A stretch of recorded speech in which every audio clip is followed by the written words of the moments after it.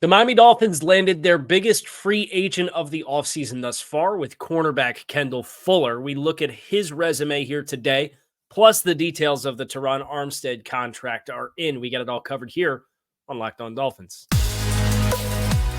You are Locked On Dolphins, your daily Miami Dolphins podcast, part of the Locked On Podcast Network, your team every day.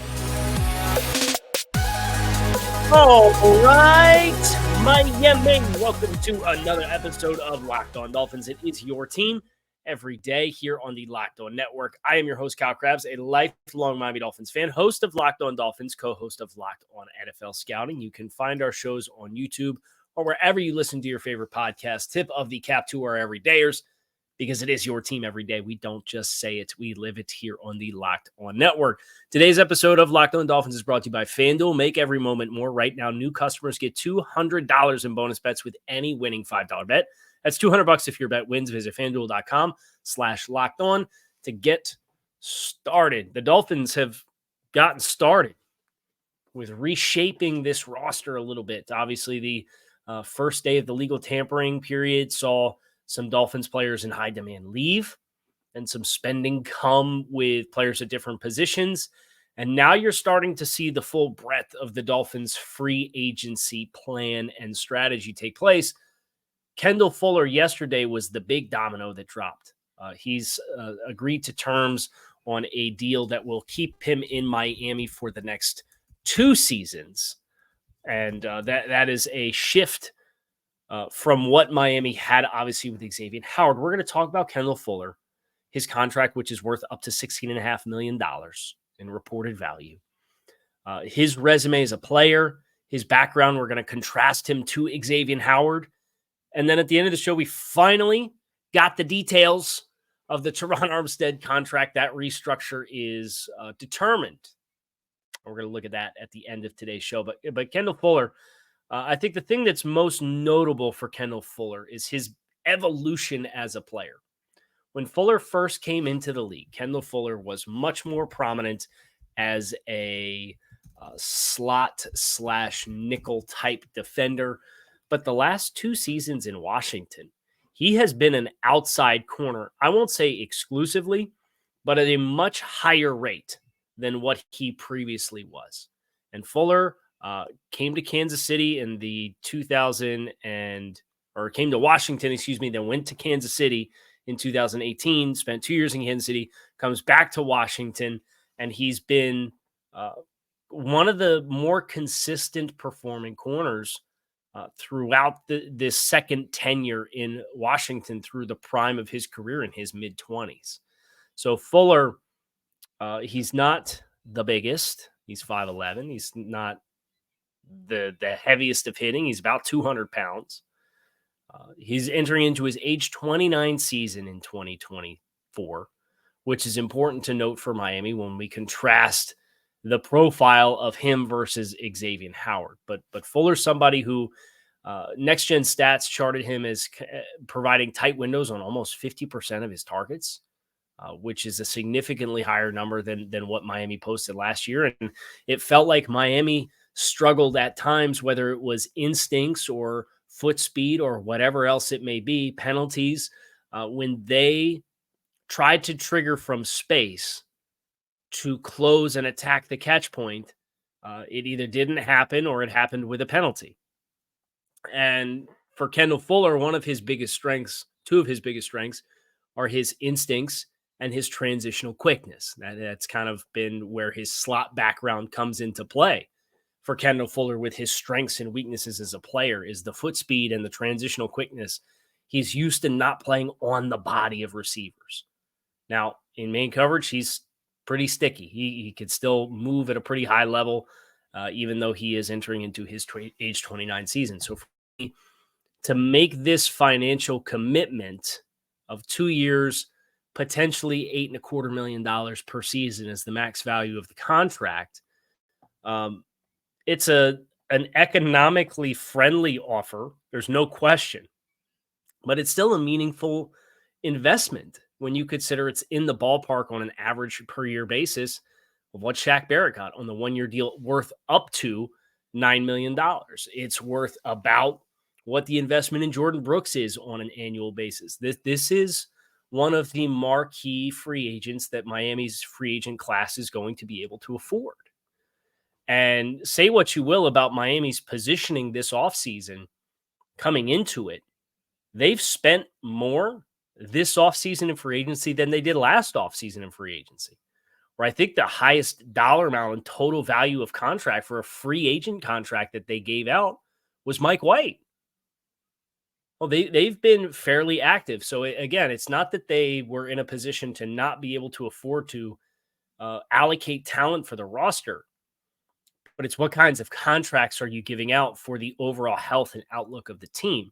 And I think Kendall Fuller is an extension of that, particularly when you say, here's what the financial commitment is and the level of play expectation for Kendall Fuller, and you contrast that against what was the financial commitment to Xavien Howard and the performance expectation because of the pay versus the performance expectation because of his age. And I think that's one of the really interesting dynamics that Miami has done in several spots, whether it's linebacker with Jordan Brooks to Jerome Baker, or whether now it's corner with Xavien Howard to Kendall Fuller. You can kind of look at several spots and you could say, well, they found a more economically friendly option for a comparable player.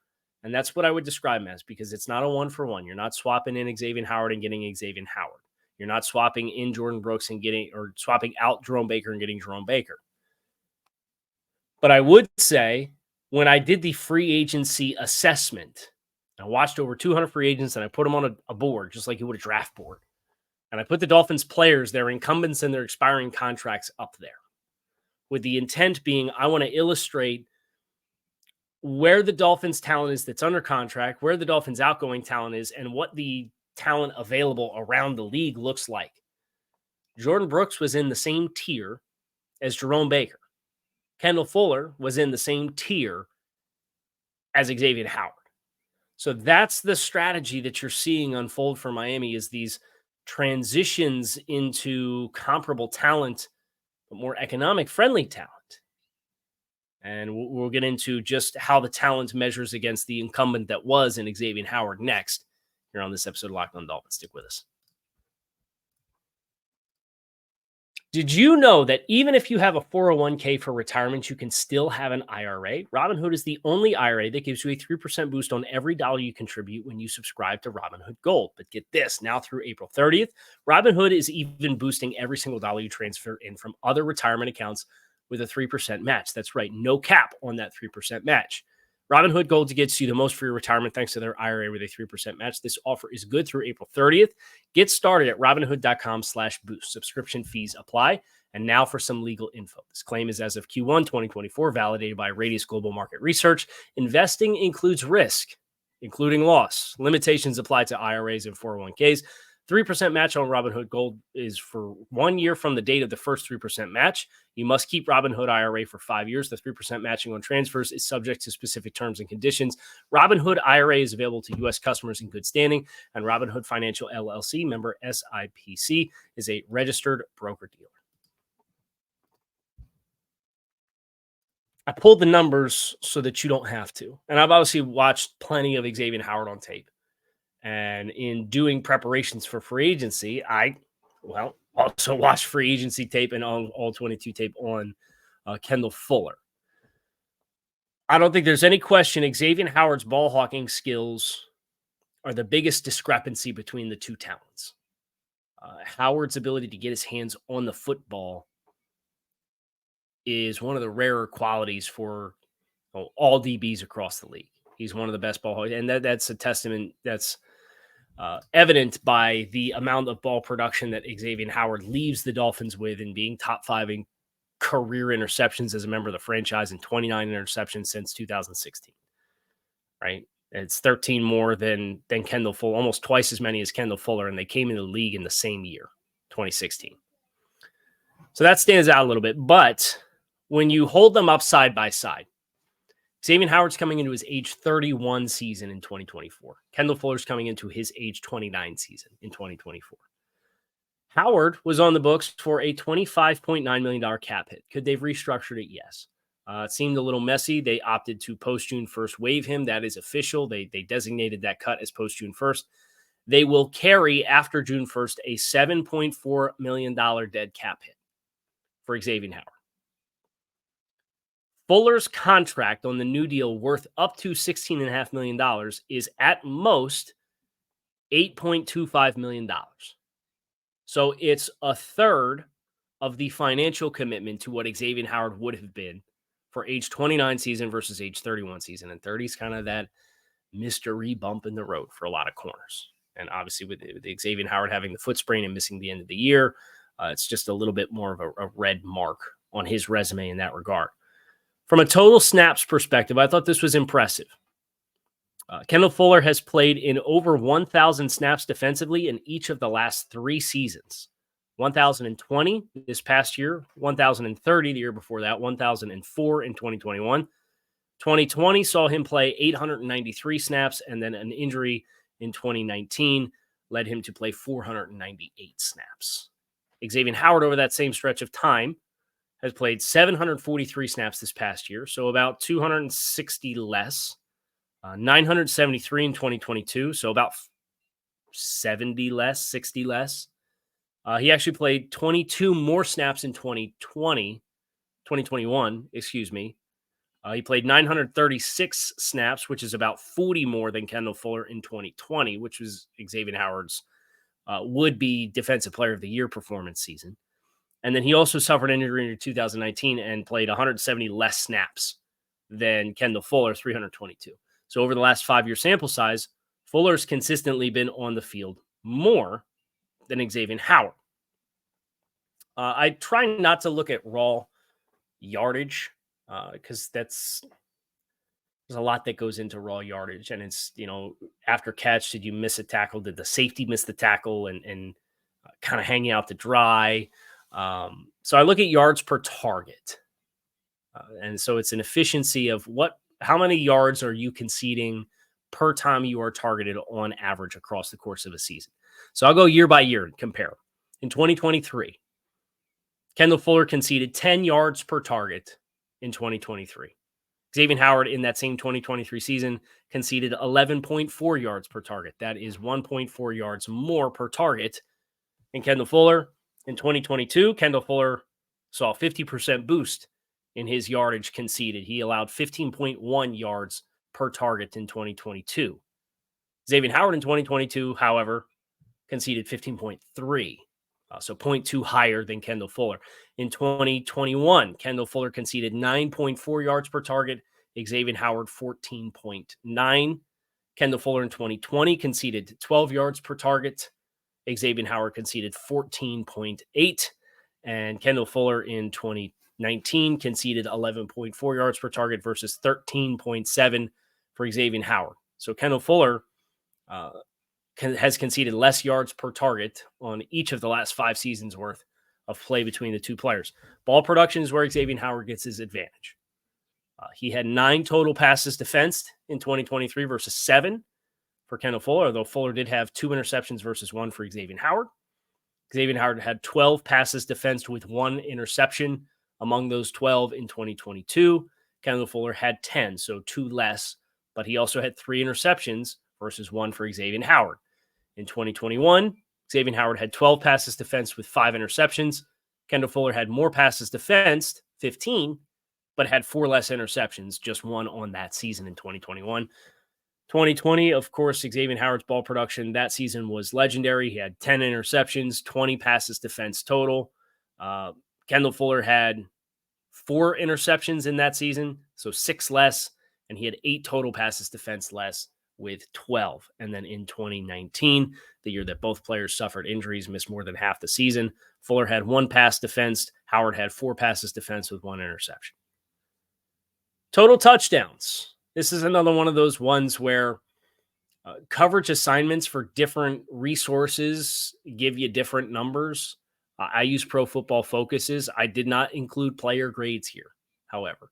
I did include their raw data for some of these other efficiency numbers and ball production for passes defensed and touchdowns conceded and missed tackle rate. We'll get into all that.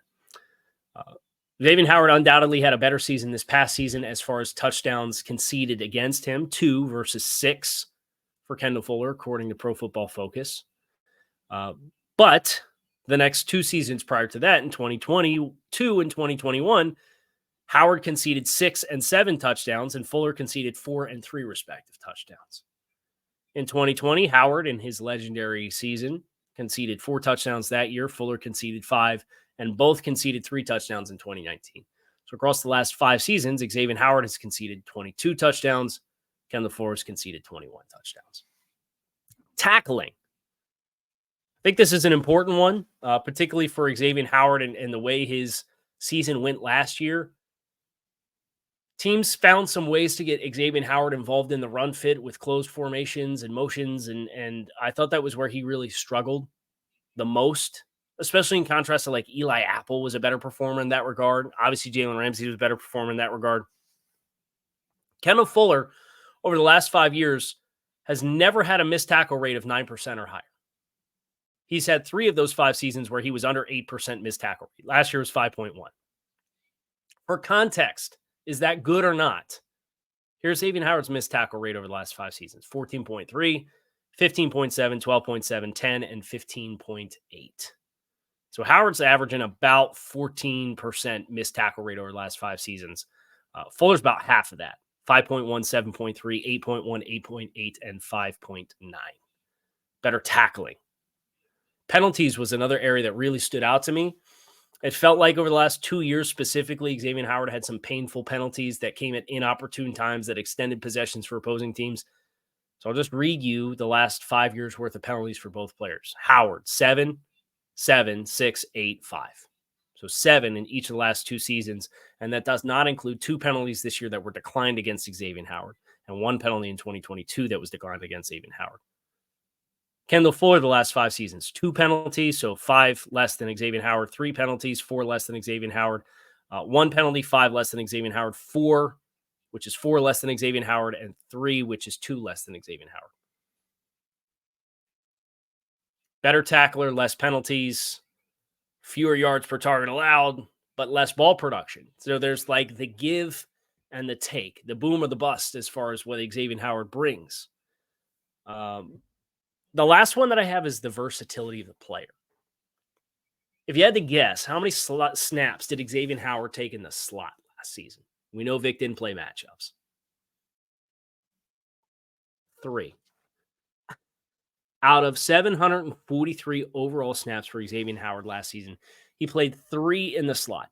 And some of that is the scheme, and I get it.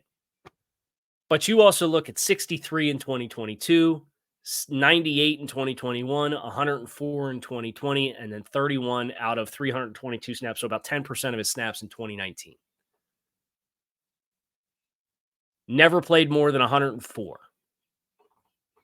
Kendall Fuller, the last 2 seasons, we mentioned almost exclusively an outside corner, 28 and 17 slot snaps in each of the last 2 seasons. But in 2021, he had 212 snaps, which is more than twice as many as Howard's previous high in the last 5 seasons. He played 49 snaps in the slot in 2020, but then in 2019, he played about 70% of his total snaps, 313 out of 498, were in the slot that season as well. So when you apply what we anticipate the Dolphins want to be, which is moving a player like Jalen Ramsey around, because that's what Anthony Weaver came out and said in his introductory press conference, kind of paints a certain kind of picture. You need some interchangeability. And the Dolphins refused to do that last year. The only interchangeable player that they had was Kader Kohou, and he was an outside corner until he kicked in because they went to nickel because Eli Apple came in because he only played on the outside and Xavien Howard never played on the outside.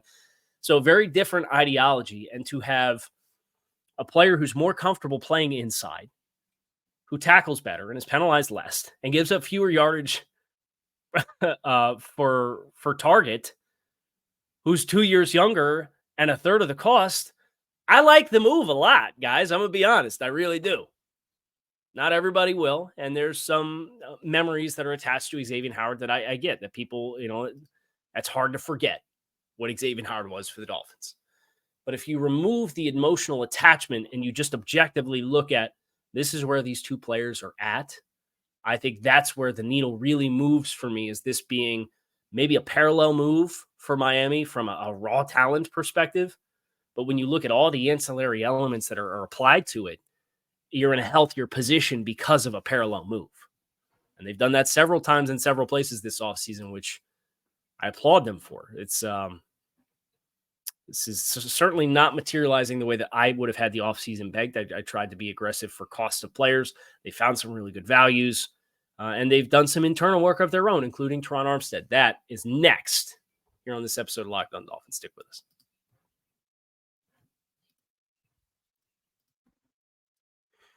Say goodbye to busted brackets, because FanDuel lets you bet on every game of the tourney. Whether you're betting big on a big upset or a one seed, it's time to go dancing with America's #1 sportsbook. Right now, new customers get $200 in bonus bets with your first $5 bet that wins. That's $200 to use on point spreads, money lines. You can even pick who is going to win it all. Visit FanDuel.com/lockedon to bet on college hoops until they cut down the nets.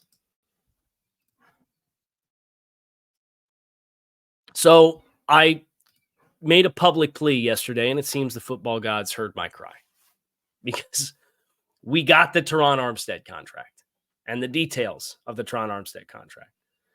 And there's an element here that I appreciate, and there's an element here that I don't appreciate for what they ended up doing for Terron Armstead's contract. The first piece that I wrote for Touchdown Miami, which is the Substack that I am writing for long-form Miami Dolphins analysis. It was a story entitled, The Dolphins Salary Cap Move We Haven't Considered But Need To. It was written on February 17th. And I'll read you just a brief snippet of this.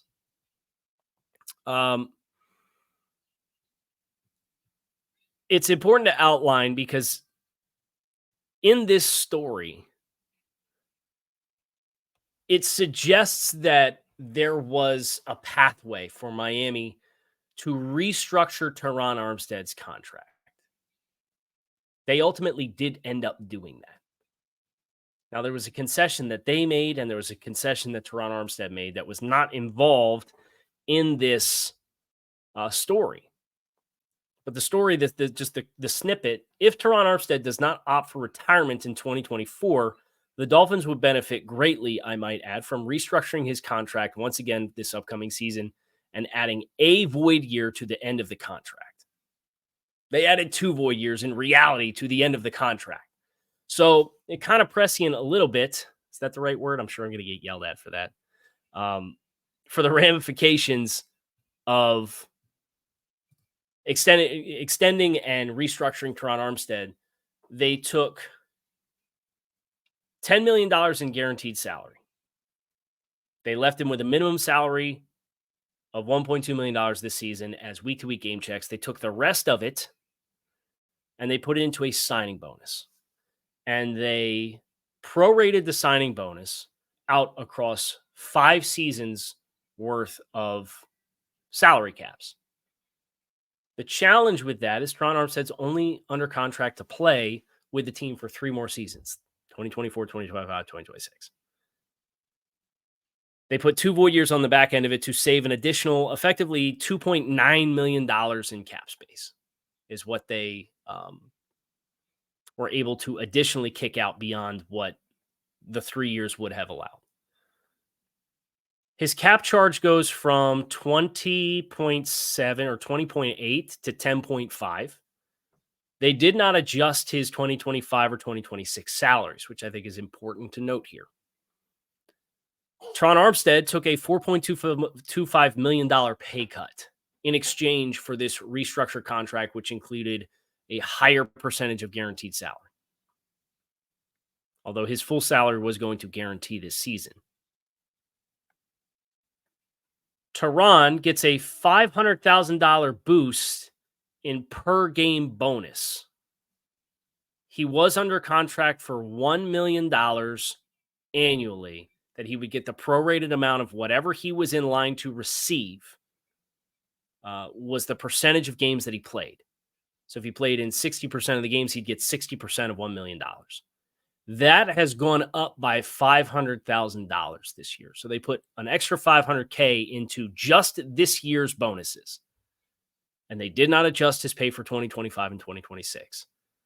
This tells me this is the last ride for Terron Armstead, whether it's in Miami or otherwise, because there's no guaranteed money on his contract beyond this season.